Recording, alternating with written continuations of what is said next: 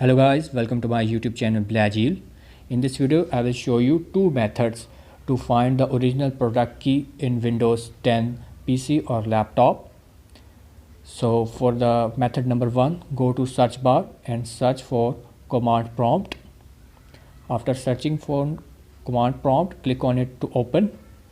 Then go to the description of this video and copy the command given there and paste it in the command prompt, and then hit enter button. Then you will be seeing the original product key. It will only work for those computers which are using the original or licensed Windows key or Windows product. It won't work for the pirated versions. And the second method is this software, which is free PC audit. I will also provide the link for its download. You need to click on download. It's a few MBs file, and I have already downloaded it, so I will go to my downloads and search for it.